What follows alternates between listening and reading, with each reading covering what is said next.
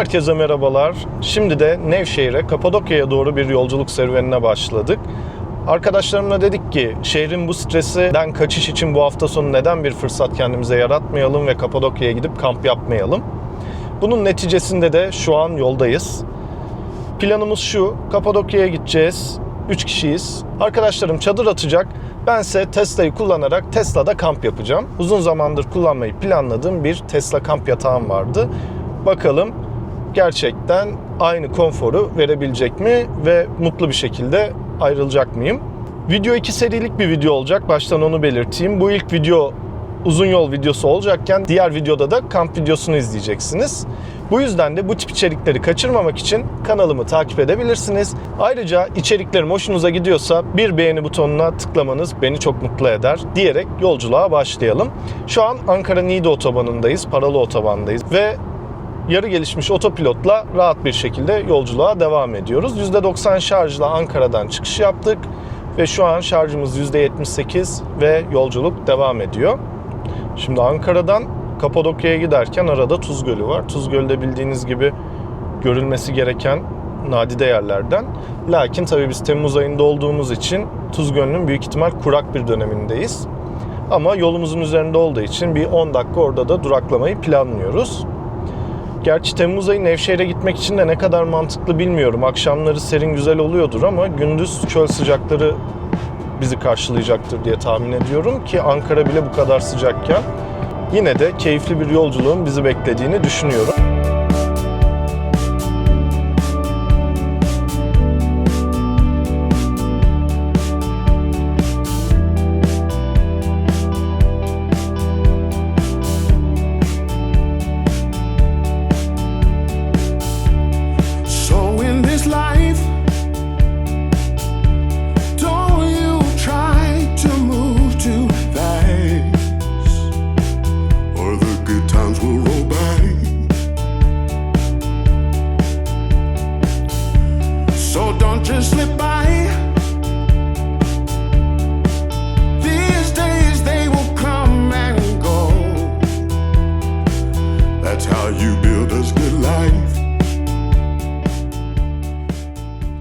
Arkadaşlar Tuz Gölü şu an kadrajımıza girdi.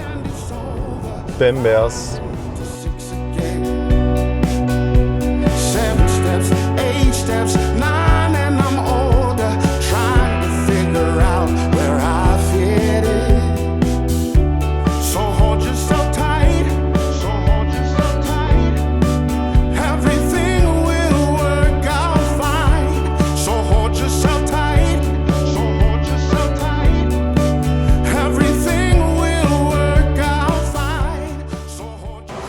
Niğde otobanında Tuz Gölü'nün paralelinde dinlenme tesisinde durduk. Aracımızı şarja taktık. Aslında takmamıza gerek yoktu. Tek şarjda da büyük ihtimal devam edebilirdik ama hem riske girmek istemedim hem Aksaray'dan geçmek istemiyorum. Otobandan direkt Nevşehir'e bağlanmak istiyorum. Bir de asıl istediğim şey buradaki şarj hub'ını, şarj istasyon ağını görmek istiyordum. Nasıl bir ağ ve yoğunluk var diye size göstereyim. Şu an cumartesi günü saat 12 gibi. Ve birçok markanın şarj istasyonu var. BeFull var, EnYakıt var, Trugo var, Astor var, OnSharge ve E-Şarj burada yer alıyor. Biz de aracımızı şarja taktık. Birazcık da olsun şarjı. O sırada da bir etrafı gezelim istedik. İlk defa geçiyorum bu rotadan çünkü ve buraya uğradım. Bizde gördüğünüz gibi boş istasyonlar varken şurada benzinlikte arabalar sıra bekliyor. Yani aslında şarj artık bir sorun değil. Sadece doğru planlama bu işin kritik noktası. Ve evet, herkesin eleştirdiği şeyde doğruluk payı var. Aracı şarja takıyorsunuz, uygun olsun diye elektrikli kullanıyorsunuz. Ama o aralıkta gidip alışveriş yapıyorsunuz. Şöyle göstereyim, şu an biz de içeriye doğru yürüyoruz. Evet, Bulut'un dediği gibi yapmak zorunda değilsin. Biz de yapmayacağız ya, turluyoruz sadece. Şimdi sıcak dedik, Temmuz dedik. Herkesin, birçok kişinin merak ettiği bir soru var. Cam tavanlı, her yeri cam olan bir arabayla yolculuk yapıyoruz. Doğal olarak da bu ne kadar rahatsız edici. Camda yansıtıcı koruma filmi doğal olarak Tesla fabrikadan çıktığında bulunduğunu iddia ediyor. Ki var ama tabii ne kadar koruyucu? Soru işareti bu akıllardaki. Kısaca bunu da şöyle yorumlayabilirim. Bununla ilgili bu arada bir videom var. Perde kullanmak, ön cama film kullanmak veya hiçbir şey kullanmamanın arabadaki sıcaklığa etkisini yorumladığım, bilimsel olarak analiz ettiğim bir videom var. Bu videoya kanaldan ulaşabilirsiniz. Aynı zamanda ben link olarak da buraya eklerim. Ama kısaca bu videoda da bahsedeyim tekrar. Şöyle arkadaşlar, üst full cam bildiğiniz gibi. Doğal olarak da siz yolculuk yaparken güneşi her türlü hissediyorsunuz. Özetlemem gerekirse çok dağılmadan konu. Camdan güneşi aldığınız için her türlü bir sıcaklık, ısı akışı kafanıza gerçekleşiyor. Klimayı açtığınız için de buradan size bir soğuk dalga geliyor. Bu sizi rahatsız edecektir uzun yolda, gündüz sürüşlerinde ve sıcak havalarda. Bunu engellemek için tavan perdesi kullanabilirsiniz. Ben öneriyorum. Ben şu an takmadım çünkü birazcık atmosferik böyle bir seyahat yapmak istedik.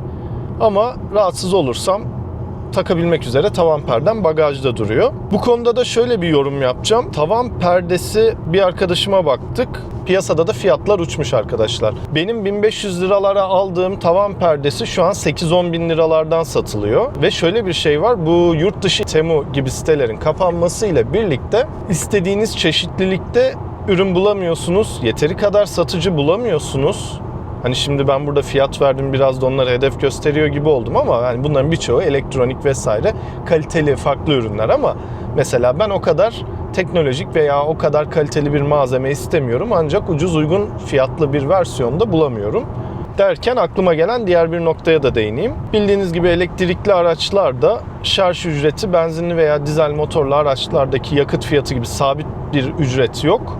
Her firma kendi belirlediği kilowatt başı fiyatlarla ücretlendirmeyi gerçekleştiriyor. Tabii devletin belirli bir barem aralığı limitlemesi mevcut. İşte DC şarjlarda ayrı, AC'lerde ayrı, hıza göre EPDK farklı yönetmelikler, regülasyonlar yayınlıyor.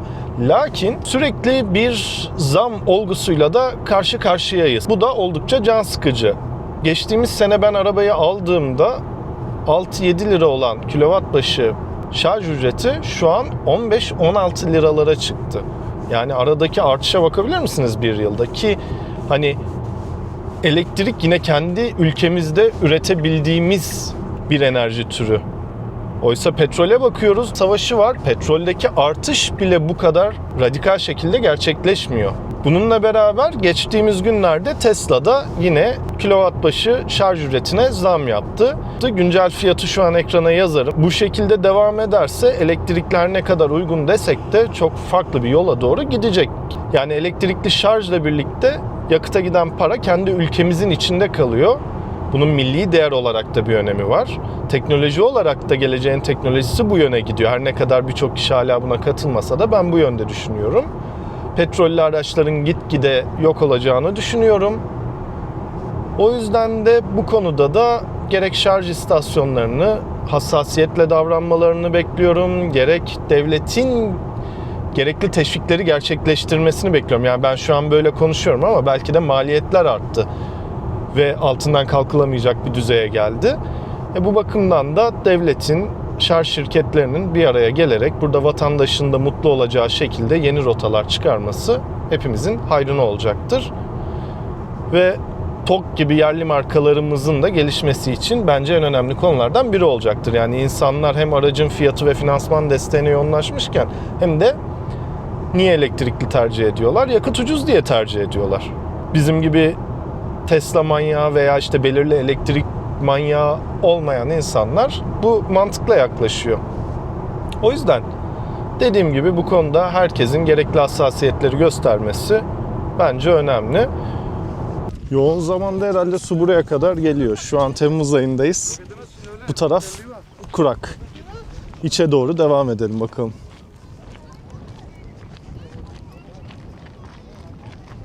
Şu an kutuplarda gibiyiz şöyle bakınca.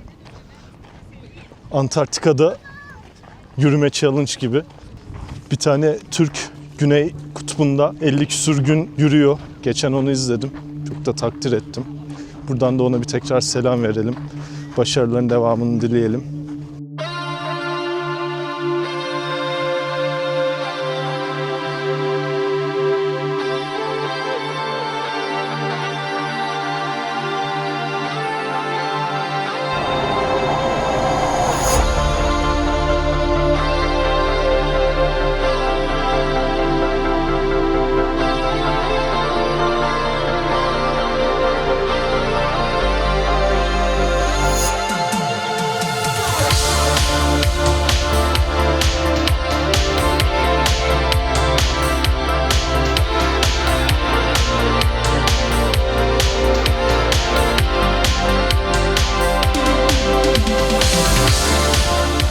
Evet, şimdi Tuz Gölü'nden çıktık, Kapadokya'ya doğru yolumuza devam ediyoruz. Tuz Gölü, yani Temmuz'da geldik ama bir kısmı kurumuş olsa da gölün hala oldukça güzel olduğunu belirtmem lazım. Etkileyici, görmeyenleri ve yolu buradan geçenlerin bence uğraması gereken yerlerden birisi. Şimdi de yaklaşık 2 saatlik rotamıza devam ediyoruz. Hadi bakalım. Got a black king letter, came this very morning.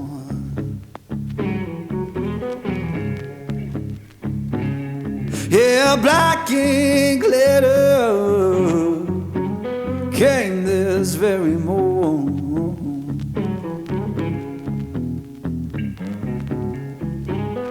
Said my baby gone away, and my good luck so gone. Evet, şu an Nevşehir'deyiz.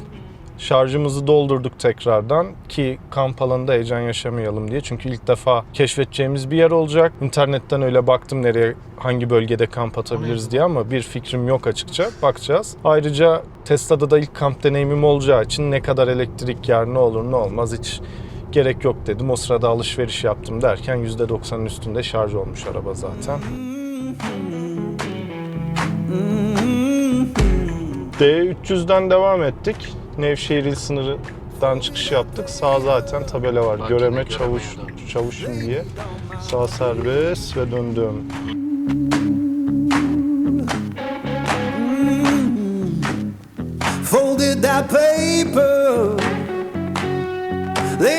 Bu arada arkadaşlar bizim şu an gittiğimiz Aşk Vadisi'nin girişinde de şurayı çeksene. Böyle kredi kartıyla ödeme yapıyorsunuz giriş yaparken. Şimdi fiyat alırız. Girişte 100 lira bizden ücret alındı. Sadece kredi kartıyla ödeniyor. Ve aynı fişi göstererek gir çık da yapabiliyormuşuz. Evet, Aşk Vadisi denilen tepedeyiz ve arka tarafında peri bacaları var.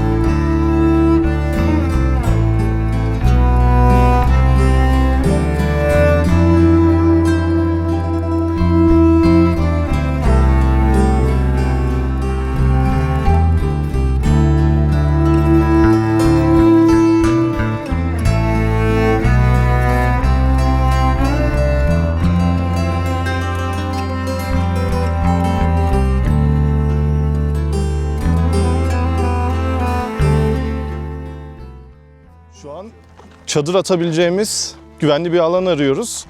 Her yer toprak, her yer toprak, hem çadırı rahatlıkla atabileceğimiz hem de rüzgar var. Bugün hava rüzgarlı, yarın da yağışlı gösteriyor. Yani fırtına ihtimaline karşı gece bizi rahatsız etmeyecek. İşte burada araba +1 olabilir. Araba için rüzgar fark etmiyor. Lakin araba içinde eksi olan şey yol. Şöyle bakın, araba Tesla'da orada duruyor. Biz de şöyle bir rota analizi yaptık. Bir yer bulduk gibi, umarım sıkıntı yaşamayız. En iyi opsiyonlarımız o iki.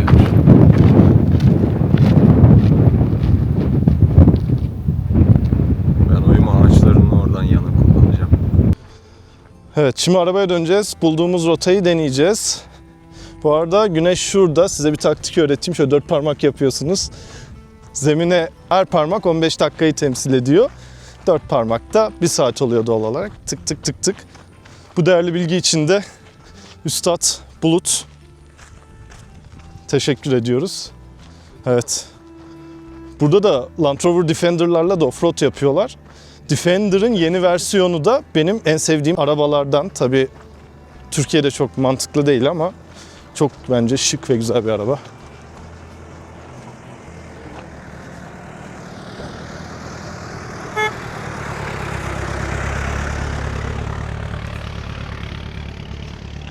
Evet arkadaşlar, şimdi bir yer bulduk. Buraya yerleşeceğiz. Bu çadır kurma ve kamp içeriği diğer videoda devam edecek. Şimdilik kendinize iyi bakın. Videoyu beğenmeyi, ayrıca kanala abone olmayı, böylece içerikleri kaçırmazsınız. Unutmayın diyelim.